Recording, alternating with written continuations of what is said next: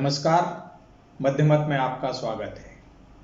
मैं हूं गिरीश उपाध्याय और आप देख रहे हैं हमारी विशेष पेशकश कोरोना इफेक्ट।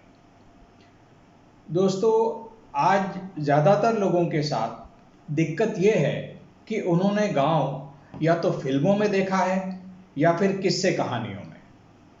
हिंदी के प्रख्यात आलोचक डॉक्टर विजय बहादुर सिंह ने कुछ समय पहले मीडिया वालों के एक कार्यक्रम में अनौपचारिक बातचीत के दौरान बहुत महत्वपूर्ण सवाल उठाया था कि जो लोग ये तक नहीं जानते कि गेहूं और मसूर के खेत को तैयार कैसे किया जाता है, वे खेती के बारे में भाषण झाड़ने लगते हैं।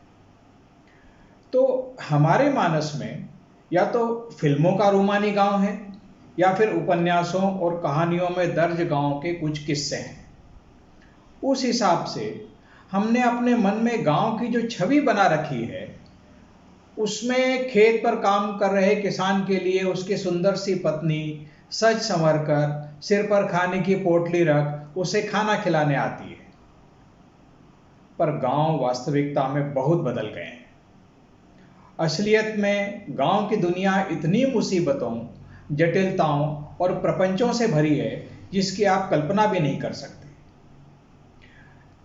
ऐसे में शहरों से रिवर्स माइग्रेशन करके कामगार जब अपने अपने गांव घरों में पहुंच रहे हैं, तब हमारे लिए यहां बैठकर, शहरों में बैठकर ये अंदाजा लगाना भी मुश्किल है कि इन लुटे पिटे लोगों का स्वागत गांव का परिवार कैसे करेगा, कैसे उन्हें अपने साथ एडजस्ट करेगा और गांव में कौन सी सामाजिक और पारिवारिक समस्याएं आएंगी।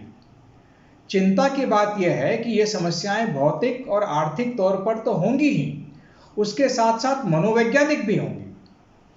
गांव और शहर में बंट गए ऐसे परिवारों के सदस्य कई सालों से अलग अलग रहने के आदी हो गए हैं।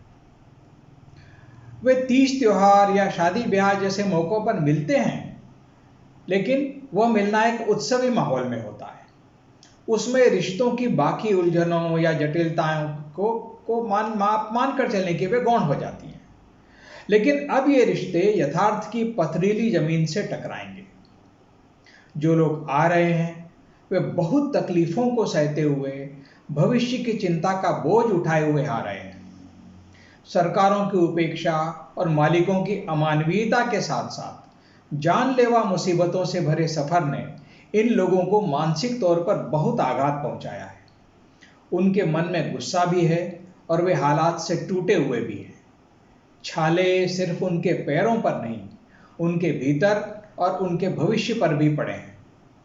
ऐसे में यह गुस्सा, यह पीड़ा, भविष्य की चिंता और कुछ न हो पाने की खीज आपस में ही निकलेगी और अंततः कारण बनेगी गृह कलह का। हमें यह नहीं भूलना चाहिए कि बाहर से आए लोग निश्चित रूप से 2-4 दिन के लिए तो नहीं आ रहे हैं। हो सकता है वे 2-4 महीने, 2-4 साल या फिर हमेशा के लिए गांव में ही रहने का फैसला कर लें। ऐसे में परिवार के संसाधनों और जो भी है, जितनी भी है, जायदाद के बंटवारे के हालात बनेंगे। ऐसे में महिलाओं पर और महिलाओं का दबाव सबसे ज्यादा रहेगा। ये स्थितियां अपने अपने हक की मांग करने और पारिवारिक संपत्ति के बंटवारे तक अगर पहुंचती हैं, तो पहले से ही आर्थिक बदहाली का शिकार हो रहे ऐसे परिवार पुलिस और कोर्ट कचहरी के ऐसे दुष्चक्र में फंसेंगे कि उनका रहा सा जीवन और नरक हो जाएगा। इस स्थिति में अपराध भी बढ़ेंगे और यह भी तय है कि ऐसे अपराध मूल रूप से पारिवारिक स्तर पर ही अंजाम दिए जाएंगे। यानी आने वाले दिनों में गांव में पुलिस का दखल और पुलिस की भूमिका दोनों बढ़ने वाली है। और हमारे यहाँ शासन प्रशासन का जो ढांचा है, उसमें यह बात किसी से छिपी नहीं है कि गांव कस्बों में पुलिस का दखल कितना खतरनाक होता है।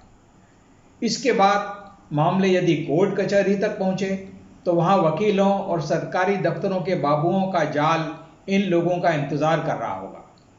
वकीलों की फीस और बाबुओं को दी जाने वाली रिश्वत उनकी रही सही आर्थिक स्थिति को भी चूस लेगी। एक बड़ा खतरा मैं गांव में खेती की जमीन पर भी देख रहा हूं। यदि पारिवारिक तौर पर दबाव और कलह बढ़ेगा, तो उसकी गाज निश्चित तौर पर परिवार की जमीन पर सबसे पहले गिरेगी। पहली मांग ही जमीन के बंटवारे की होगी। ऐसे में उन परिवारों का संकट और गंभीर और चिंताजनक हो सकता है जिनके पास जमीन ही आधा 1 बीघा या 2-4 बीघा है। पारिवारिक कलह और आर्थिक जरूरतों के चलते जमीन का बंटवारा हमारी खेती किसानी को भी प्रभावित करेगा, क्योंकि जमीन के साथ दो तरह का ही व्यवहार हो सकता है। या तो उसके और छोटे टुकड़े होंगे या फिर वह बेच दी जाएगी। छोटे टुकड़े हुए तो खेती और उससे होने वाली आमदनी और सिकुड़ेगी, और जमीन यदि बिकी तो इस बात की कोई गारंटी नहीं है कि वह खेती के काम आएगी या कंक्रीट का जंगल खड़ा करने के।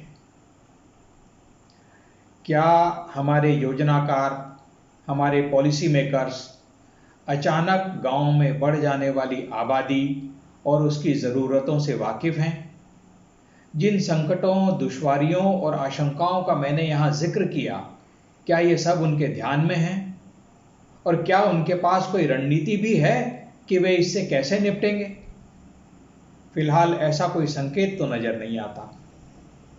लिहाजा गांव और पंचायती राज व्यवस्था को आने वाले दिनों में बहुत मजबूत करने और वहां सबसे ज्यादा ध्यान देने की जरूरत है। कल हम इसी बिंदु पर और आगे बात करेंगे।